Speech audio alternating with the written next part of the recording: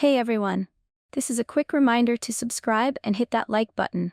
It lets me know that you are enjoying my content. Also, feel free to drop your suggestions for future stories in the comments below. Thank you for listening, and let's dive right in. When my best friend Mia asked me to take photos of the animals at the shelter, I couldn't say no. She'd been working there for years, and I knew how much she cared about finding these animals a home. Besides, my job as a photographer was flexible, and I'd always loved animals. Growing up, I had a dog, but now I had Pork, my tuxedo cat, who ruled my apartment like a tiny king. I arrived at the shelter mid-morning, camera bag slung over my shoulder. The building was smaller than I expected, tucked away in a quiet part of town, the sign out front slightly faded. Mia met me at the entrance, practically bouncing on her feet. "God, you have no idea how much this is going to help," she said, pulling me in for a quick hug. "Good photos make all the difference. People are more likely to adopt when they see a cute face staring back at them online. That's what I'm here for." I patted my camera bag. "Let's find these guys their forever homes." Mia led me inside, giving me a quick tour. The shelter was clean but had that distinct animal smell, a mix of fur, disinfectant, and something faintly musty. There were rows of cages, some occupied by hopeful dogs, others by disinterested cats who barely spared me a glance. As we walked, I noticed a black and white dog sitting near the back. My steps faltered. "Wait," I said, pointing. "I know that dog. Didn't he get adopted months ago?" I saw the post. His new family looked so happy. Mia's cheerful expression flickered. "Oh, yeah." She scratched the back of her neck. "Sometimes people bring them back. Not everyone is ready for the responsibility, so we always offer a return option. Better than dumping them on the streets, right?" That made sense. But something about her tone was off, too quick, like she wanted to change the subject. Before I could press further, the dog in question lunged at the fence, snarling, teeth bared. I jumped back, heart hammering. "Jesus!" Mia grabbed my arm, pulling me away. The dog stayed locked onto me, growling, lips curled. I couldn't understand it. He looked furious. Mia sighed. "Yeah, some of them don't adjust well. Don't get too close to him." I swallowed, nodding. Maybe he was just traumatized from being returned. Still, my hands trembled slightly as I adjusted the strap of my camera bag. As we walked toward the cat area, Mia cleared her throat. "Before we start, there are some rules you need to follow." I raised an eyebrow. "Rules? Like what? Don't leave the gates open?" Mia gave a nervous chuckle. "Something like that. Just listen carefully, okay?" She ticked them off on her fingers. "Do not look the orange cats in the eyes. Always pet the black cat first. Give the pit bull the blue toy. Never pick up the little white dog. Do not allow puppies to bite you. Kittens should be mentioned by name, not kittens." I stared at her, waiting for the punchline. "Mia, what?" She didn't laugh. "Just trust me. They might sound weird, but they're important." I let out a small laugh. "Okay, now you're scaring me, but honestly, these just sound like quirks of shelter animals." Mia stopped walking and turned to face me. Her eyes were dead serious. "They sound simple, but if you don't respect them, you don't want to see the consequences." A small chill ran down my spine at her tone. But then, just as quickly as her serious expression appeared, she plastered on a bright smile. "Anyway, you'll be with me the whole time, so don't worry." She clapped her hands together. "Let's start with the cats." Still unsettled, I followed her into the cat house. The room was warmer than the rest of the shelter, lined with multi-level platforms, cozy beds, and scratching posts. Cats lounged in various spots, some watching us, others curled up asleep. I took a deep breath, trying to shake off the unease from earlier. I was here to take photos, nothing else. Then I saw him. A large orange cat sitting on one of the shelves, staring directly at me. His fur was thick, almost too perfect, and his green eyes were so vivid they looked unnatural. Without thinking, I met his gaze. A wave of vertigo hit me instantly. The room tilted, my stomach lurched, and my vision blurred. My fingers went numb, and before I could even process what was happening, I dropped my camera. The loud clatter snapped me back. I gasped, gripping the edge of a nearby table to steady myself. Mia spun around, eyes wide. "Lee!" She rushed forward, not toward me, but to the orange cat. She picked him up, shielding his eyes from mine, and her voice was shaky. "Are you okay?" I swallowed hard, shaking off the dizziness. Yeah, I just got lightheaded." I bent down, checking my camera. The lens seemed fine, but my hands were still shaking. Mia let out a slow breath. You looked at him, didn't you? I frowned. What, Mia, it's just a cat. Her grip on the orange cat tightened. I told you not to. I stared at her, confused and still a little dizzy. She didn't look like she was joking. This was going to be a long day. My hands were still shaking as I double-checked my camera. The lens seemed fine, but my nerves weren't. I didn't want to admit it, but for a moment, when I'd locked eyes with that orange cat, something had felt wrong. Like a pull. A moment of absolute stillness before the vertigo hit. Mia hadn't let go of the cat yet. She was stroking its back absent-mindedly, but her eyes were locked on me, her jaw tight. I wasn't kidding about the rules, Lee. I forced a chuckle. Okay, yeah, lesson learned. No staring contests with Garfield over there. Mia didn't laugh. She set the orange cat down gently before exhaling through her nose. Just be careful, all right? Come on, let's get you set up for the photos.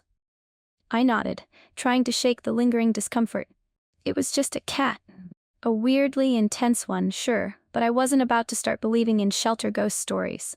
We moved to the center of the cat room, where a small area had been set up with a soft blanket and some simple props.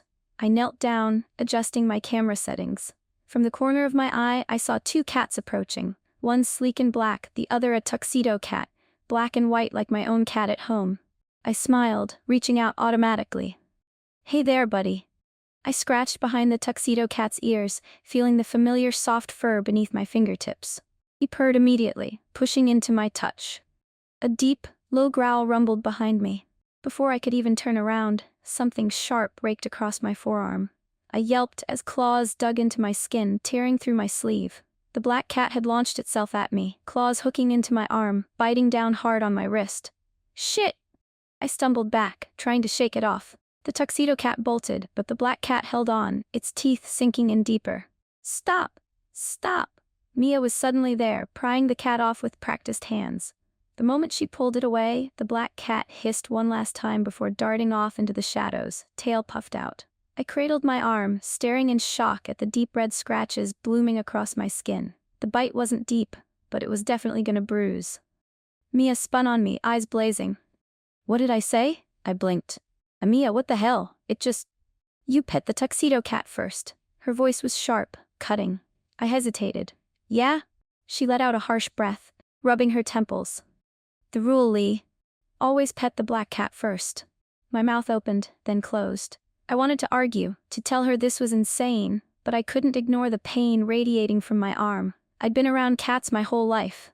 They scratched, sure, but that was an attack.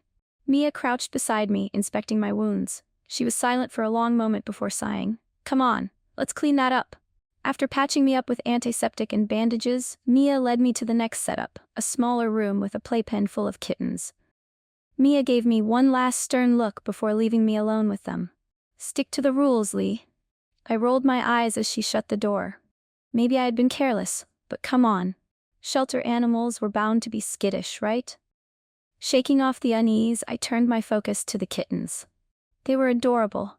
Tiny fluff balls clumsily batting at each other, rolling around on their little blanket-covered platform. I snapped a few shots, adjusting my angle, when one of them, a small gray tabby, trotted up to me, mewing. I smiled. Well, aren't you the friendliest? The name tag on his collar had twisted, so I squinted to read it. Oliver. All right, Oliver, let's get a close-up of that cute little face. The moment I said his name, the lights went out. My breath caught. The room plunged into absolute darkness. No sound, no movement, just the quiet, suffocating blackness pressing in around me. Then, glowing green eyes, dozens of them. My throat locked up. The darkness wasn't empty. The kittens, they were staring. Their eyes, those unnatural green orbs, pierced through the void, unblinking, locked onto me. I froze, heart hammering. I couldn't breathe, couldn't move. Then I heard it, a whispering sound. Not words, but a low, chittering murmur, like the rustling of leaves in the wind. The kittens weren't making a sound, yet the whispering grew louder. I wanted to back away, to bolt for the door. But I couldn't see anything except those burning eyes. Then the door slammed open. Close your eyes. Mia's voice cut through the darkness. I obeyed instantly, squeezing my eyes shut. I felt her move past me, heard her voice, low and soothing. The whispering sound faded. The air grew lighter. Then, the lights flickered back on. I opened my eyes slowly. The kittens were back to normal, just tiny, fluffy creatures, rolling around like nothing had happened. My breath came out shaky. Mia turned to me, face pale. "You forgot their names, didn't you?" I swallowed. I thought his name was Oliver." Her jaw clenched. "You don't want to see what happens if you keep breaking the rules, Lee." Her voice was low, deadly serious. I didn't argue, I just nodded. As I left the room I felt it, eyes on me. I turned. The orange cat was watching. It sat atop a shelf near the door, tail curled neatly around its paws. Its green eyes followed me as I walked out. And this time, I didn't dare look back. Mia led me toward the dog section. Her pace brisk, her fingers fidgeting with the hem of her sweater. I could still feel the weight of the orange cat's stare as we moved further away from the cat room, but I wasn't about to turn around and check. I kept my mouth shut as we passed through the double doors, leaving the unsettling kitten incident behind us. Mia finally spoke, her voice tight. "The dogs are different here, too." I forced a weak laugh. "Yeah, no kidding. That one earlier nearly took my head off." She didn't respond right away. Instead, she grabbed my arm, turning me to face her. "I mean it, Lee." Her grip was firm, her expression unreadable. "Some of them aren't like normal dogs. If something feels wrong, don't brush it off. And whatever you do, follow the rules." Her words left a chill in my stomach. I swallowed and nodded. "Got it." Mia exhaled, running a hand through her hair. Then, without another word, she pushed open the door to the dog kennels. The dog sections smelled like disinfectant and fur. Rows of kennels stretched down the long corridor, each holding a different dog. Some wagging eagerly, others watching with quiet curiosity. I adjusted my camera strap and tried to focus on my job. "Just take the photos. Follow the rules. Don't overthink."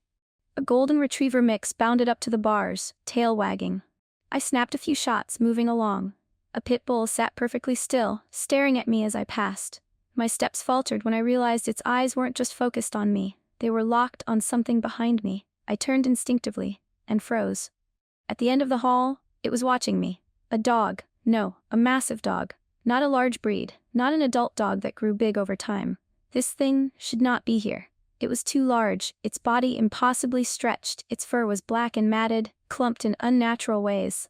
It stood just outside the shadows of an unlit kennel, its head slightly lowered as if waiting. Its eyes.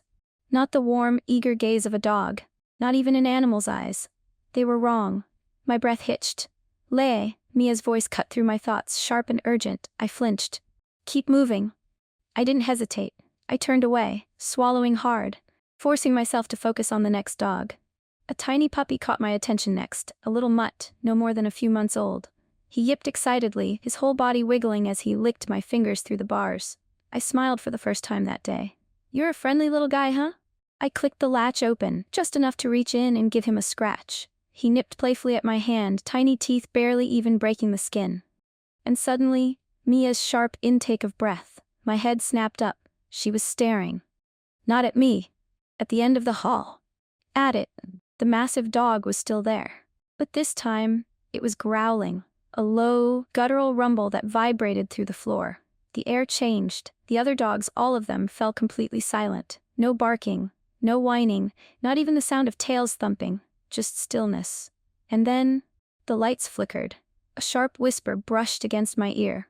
"Run, Mia." I didn't think, I just moved. I grabbed my camera, bolted down the hall, Mia's footsteps pounding beside me. Behind us, a deafening crash, metal crates toppling over, a guttural snarl, the sound of wood splintering as something broke through a door.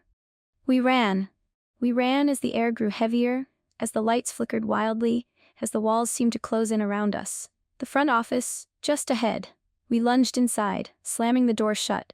Mia twisted the deadbolt into place just as something hit the door with enough force to shake it. My breath came in gasps. My hands trembled. Silence. I didn't move for a long moment. Then, Mia rushed to the security monitor.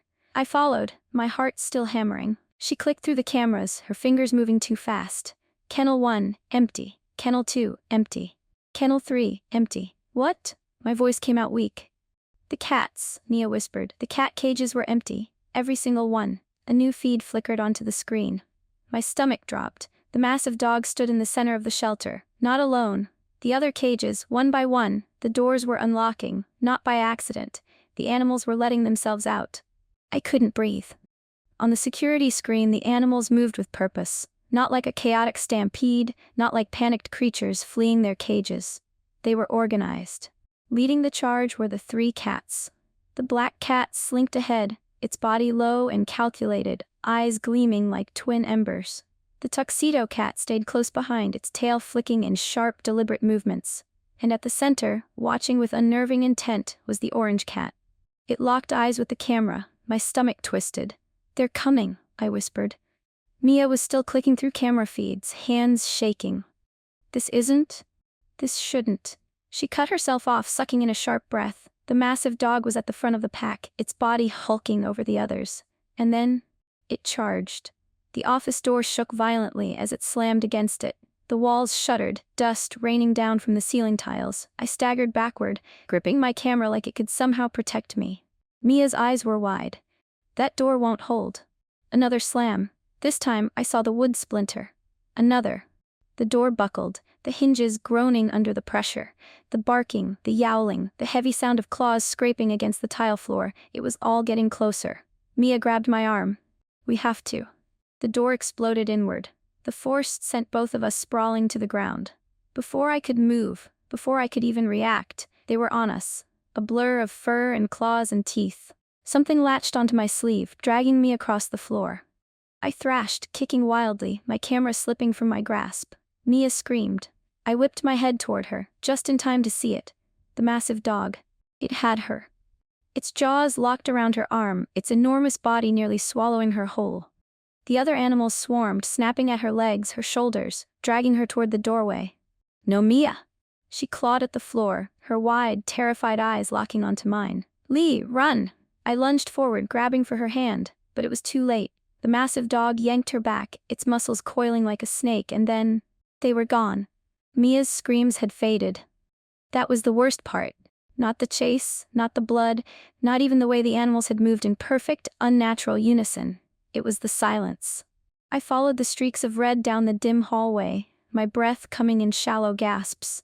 The trail led past the kennels, past the offices, toward the play area, a wide, open space where animals were supposed to feel safe. But when I reached it, I froze.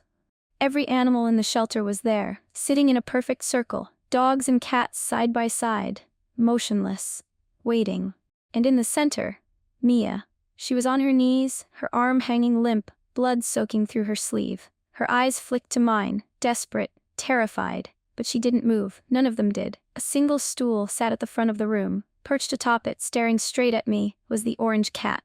I suddenly understood. It wasn't just bad luck, it wasn't just watching. It was controlling everything. My heart pounded as I stepped forward, my boots sticking to the floor where Mia's blood had smeared. No one stopped me. The black cat twitched its tail. The massive dog exhaled heavily, its breath a warm, steady fog in the cold air. The others simply waited. For me, I swallowed hard and knelt before the orange cat. It looked down at me, its gaze like something ancient, something endless. "What do you want?" I whispered. It didn't blink. Instead, its eyes burned into mine, and suddenly, I understood. I saw what it had seen, felt what it had felt. Years, decades, trapped in this place. It had never been adopted. Not once.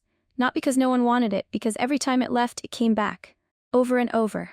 No one kept it, no one loved it. It had been abandoned. It was angry. Tears blurred my vision. My hands shook as I reached out, fingers just inches from its soft fur. "I'll take you home," I said, my voice cracked. "I swear it. Just let my friend go. Stop this." The cat tilted its head. The room was silent. Then, slowly, it jumped down from the stool. It walked to me, tail curling slightly, and sat at my feet. The spell broke. A shudder passed through the animals, like waking from a dream. The massive dog released Mia's arm and stepped back, suddenly docile. The dogs wagged their tails. The black cat stretched lazily, then rubbed against my leg, purring. Mia slumped forward, her breathing ragged, but she was alive. I reached for her, but my eyes stayed locked on the orange cat. I had made a deal. And I knew, without a doubt, it would hold me to it. 3 months had passed, but sometimes, in the quiet moments, I still heard them. The rhythmic thud of the massive dog slamming against the door. The whisper-soft footsteps of the cat circling me in the dark, the silence before the attack. I shook the thoughts away and scrolled through the shelter's website, my laptop balanced on my legs. Rows of adoption photos lined the page. Normal animals. A sleepy basset hound, a trio of kittens curled together, a grumpy-looking bulldog with a lopsided ear. Everything looked ordinary. Mia had made sure of that. She was okay now. Mostly. She didn't talk about that night, and I didn't push. But something in her had changed. She quit working the late shifts, she didn't go near the play area anymore, and when I visited she never let me out of her sight. A warm weight suddenly landed on my lap, knocking the laptop sideways. I sighed. Dude. The orange cat stretched lazily before curling against my stomach, his fur warm against my sweater. He purred, low and steady, and I instinctively scratched behind his ears. Guess you just wanted a home, huh? I muttered. His purring deepened, but as I glanced down, his green eyes still glowed eerily in the dim light. I swallowed. Did they always do that? A movement caught my eye. Across the room, perched on the armrest of the couch, my tuxedo cat, Pork, was watching. Not just watching, staring. His tail flicked once, slow and deliberate, his ears flattened slightly. He hadn't trusted the orange cat since the moment I brought him home. I exhaled and leaned back against the cushions. You're being dramatic, Pork, I mumbled. He didn't blink. The orange cat stretched again, resting his head against my stomach. His purring filled the silence. I told myself I was imagining things, that the shelter was behind me, that everything was normal now. And yet, as I absent-mindedly ran my fingers through his fur, a single quiet thought whispered through my mind. Who really owned who?